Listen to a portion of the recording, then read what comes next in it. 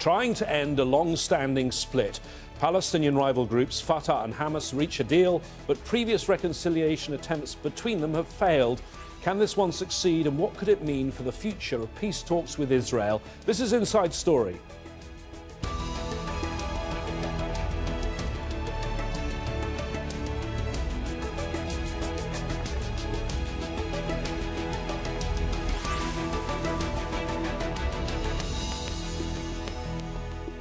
Hello again, I'm James Bays. They've been rivals for a decade, but now the Palestinian groups Fatah and Hamas have reached a deal to make up and work together. Egypt has been mediating the most recent talks in Cairo. The relationship between the two factions soured in 2006 after Hamas won the election and then seized Gaza from Fatah after a period of violence. There's cautious optimism about this latest agreement because we've been here before.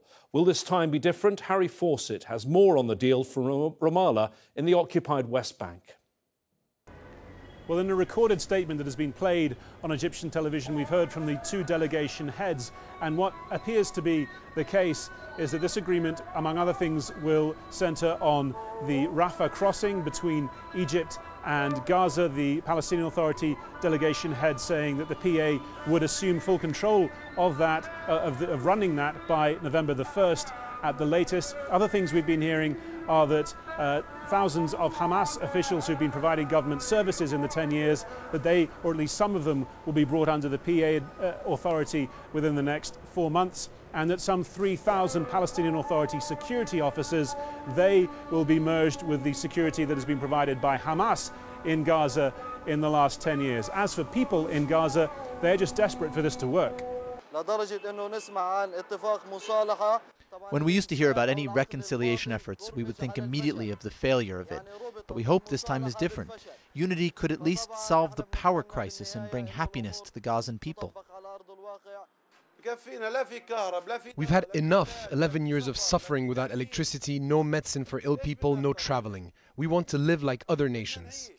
One question that remains open so far is the future of Hamas's military wing. Hamas, before these talks, said that its fate was entirely off the table in these discussions, but the Palestinian president, Mahmoud Abbas, said that he wouldn't accept any Lebanon-style situation where there's a Hezbollah equivalent providing an alternative centre of political and indeed military power in Gaza. It may be that there is some less formal agreement in the works on that front. Those are the indications that were sent in the run-up to these talks, whereby they would remain quiet, underground, and that if there were to be any use of military force in the future, that would have to be the subject of national consensus. As far as the Egyptians are concerned, this is a success, and they want the Palestinian factions, all of them, to meet again in Cairo on November 21st.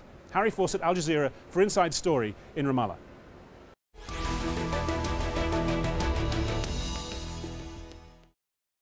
Let's discuss all this now by bringing in our panel of guests. In Gaza, we have the senior Hamas official Ahmed Youssef joining us from Ramallah. We have the former director of the Palestinian Authority Government Media Centre, Ghassan Khatib, and from London we have Yazid Sayer, Senior Associate with the Carnegie Middle East Centre. Welcome to you all. Let's talk first about what we know about the deal.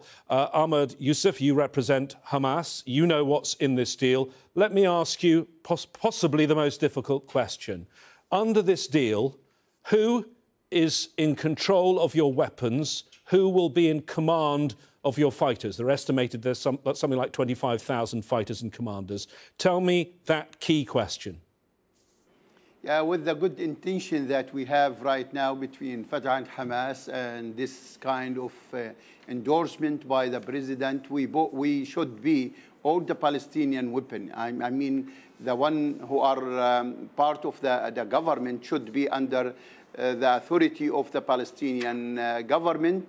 And the other weapon, if you are talking about the resistance weapon, this is something is not on the table for discussion right now. But if you are talking about the weapon for the people, the guard, the Palestinian Guard and National Palestinian Police and something like this, it's all there gone under the full authority of the Palestinian government. Ahmed, I'm asking specifically about what you describe as the resistance weapons, because the Palestinian Authority President Mahmoud Abbas has said in just recent days he wants one state, one regime, one law, one weapon, and he said he wouldn't accept the reproduction in Gaza of the Hezbollah situation in Lebanon.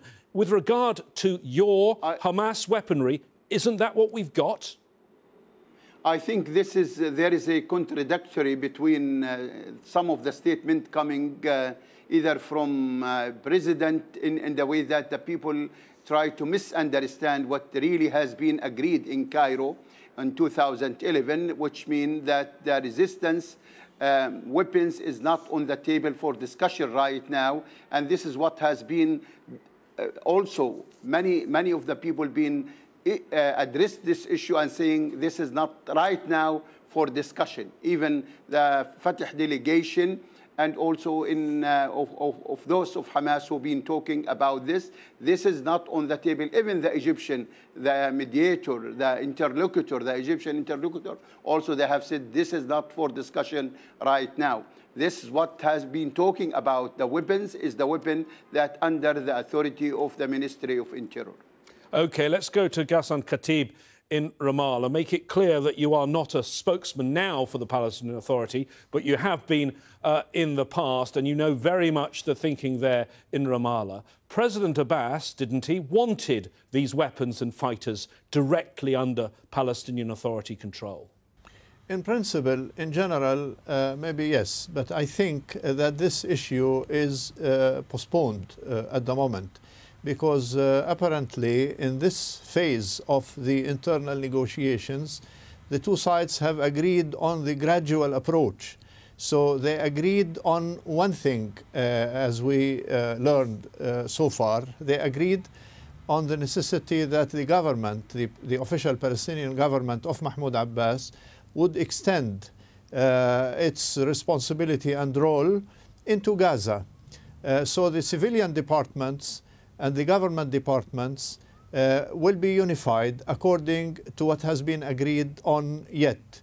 However, the rest of the issues on the table, such as the political agreement or disagreement and unifying the PLO, such as the election for a future new legislative council, such as the thorny issue that you discussed with your guest from Gaza, the resistance weapons, are to be discussed later. And the new thing is that they seem to be trying to start with the easy thing and with the pressing thing from a humanitarian point of view, and keep talking about the rest of the issues for the future. This is a practical approach that will probably help alleviating some of the suffering in Gaza without linking everything together. Yazid, you hear there a gradual approach. They've done deals on the easy stuff, but they've left out some of the difficult parts, some of the things that Israel and the international community demanded. This isn't a complete deal, is it? No, of course not. And that probably is necessary, i.e., trying to resolve everything is pretty much impossible. It's taken 10 years so far, and previous deals have failed over this kind of thing. Furthermore, a comprehensive deal here might then run into total Israeli resistance or US objections. And therefore, I think the Egyptian approach of sponsoring a partial process that will then lay the ground for the next step and then the third step does make more sense. I'm reminded here of what's going on in Syria, where in Astana, Russia and Turkey have gradually pulled in the Syrian armed opposition groups that are backed by the West, among others, into a process that focuses first on a ceasefire, then on deployment of peace observers, delivery of humanitarian assistance, and that has put off the hardest political and other issues to the next stage. And with every step, these groups get pulled in further and further until it becomes harder to reverse course. So in Gaza, too, I think, as Hamas moves forward on this sort of track, it then becomes harder for both Hamas and its competitors, Fatah in the West Bank, to pull away. The interesting thing here is if this is going to work, then it means that Egypt is really throwing its political weight behind the deal with Israel, i.e. telling the Israelis, we want this to work, you've got to stand back and let us make the first step work, even if the weapons issue hasn't been resolved. And that is going to be the most interesting thing here. One of the questions of the day is, have we been here before? Hamas and Fatah have tried and failed to reconcile frequently over the past 10 years. Saudi Arabia was the first to try and broker peace between the two, but a deal signed in Mecca in 2007 fell apart almost immediately. A year later, it was Yemen's turn. Hamas and Fatah drafted a deal to revive direct talks, but never followed through. The Cairo deal of 2011 was hailed as a landmark agreement, but it didn't last long either. And the Doha deal, signed in 2012, 5 years after the conflict started, also collapsed. Many failed because of alleged pressure from the US, Israel and regional governments. The most recent was signed at Beach refugee camp in Gaza 3 years ago without any Arab mediation. But after 2 years of trying to implement it, it fell the way of the others. Ahmed Youssef from Hamas in Gaza, what's different this time?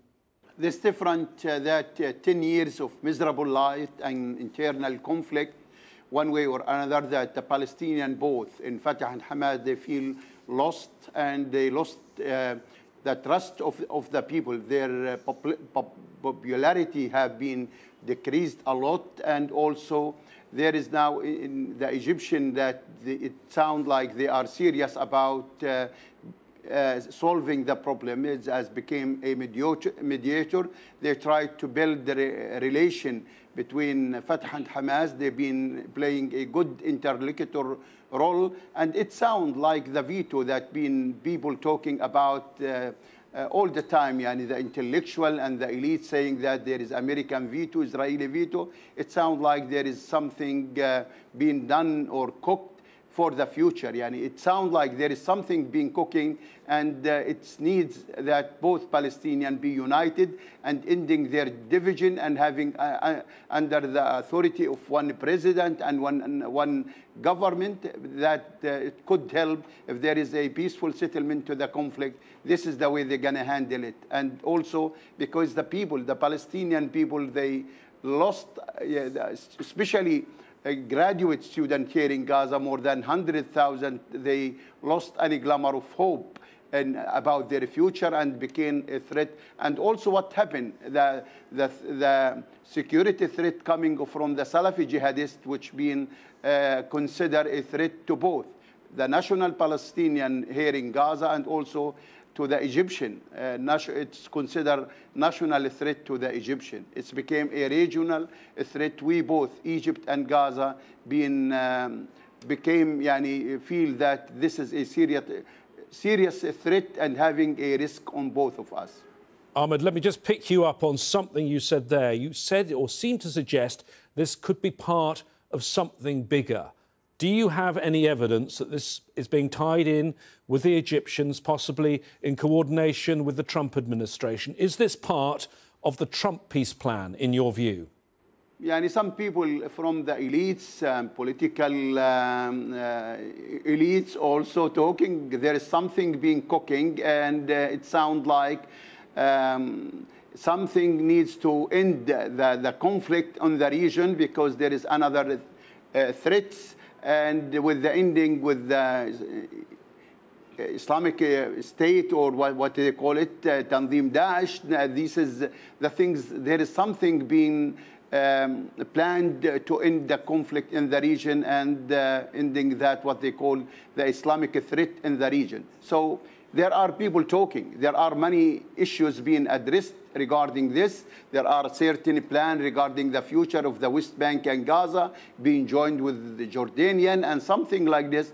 The people are talking. Behind the scene, there is something being cooking, and the Palestinian will be part of it. But they have to come united, not as divided. Ghassan Khatib in Ramallah, something cooking. Are you hearing similar things? That this could be not just a deal between Fatah and Hamas, but could be part of a wider deal involving the Americans, involving the Israelis?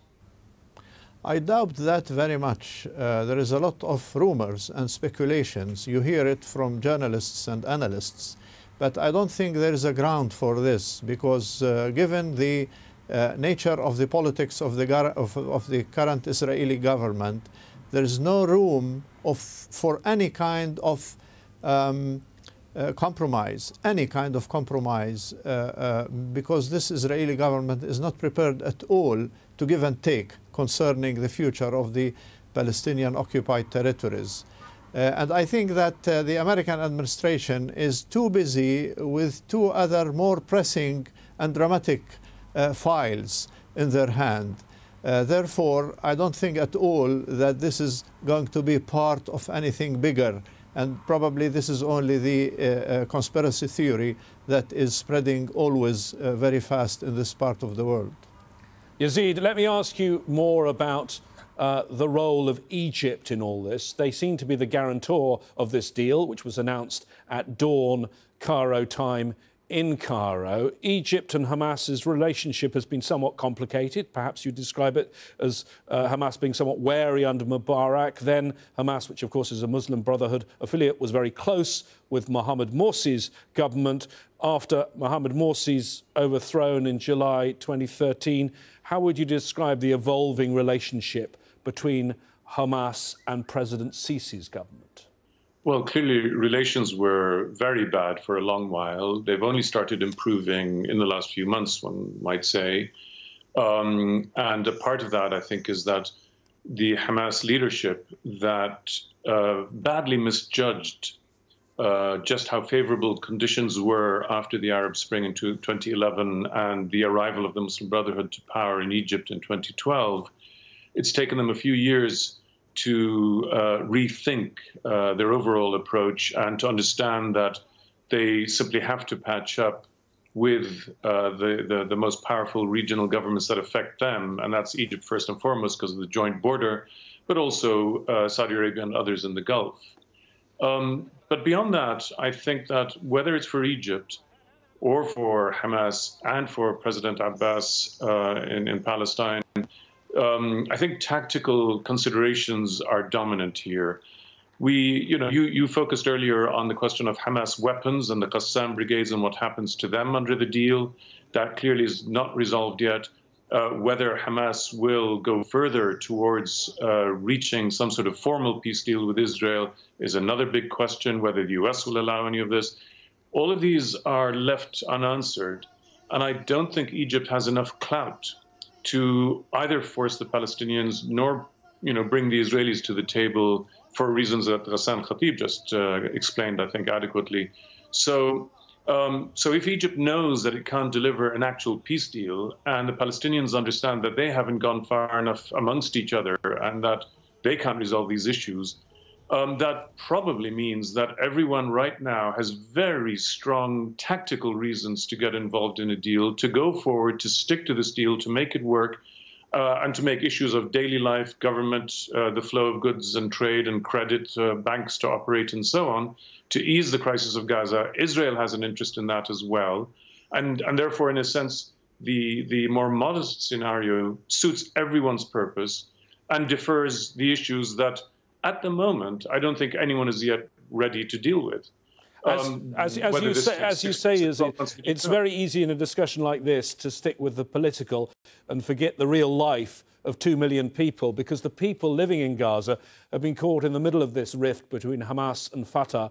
The coastal enclave is currently controlled by Hamas, which is both the US and the EU consider a terrorist organisation. The UN says living conditions there have deteriorated in the past 10 years because of the blockade by Israel and Egypt. Making matters worse, President Mahmoud Abbas's predominantly Fatah movement, which is based in the West Bank, has been using its administrative power to pressure Hamas in Gaza. It cut the salaries of government employees living there and asked Israel to reduce the electricity supply to the territory.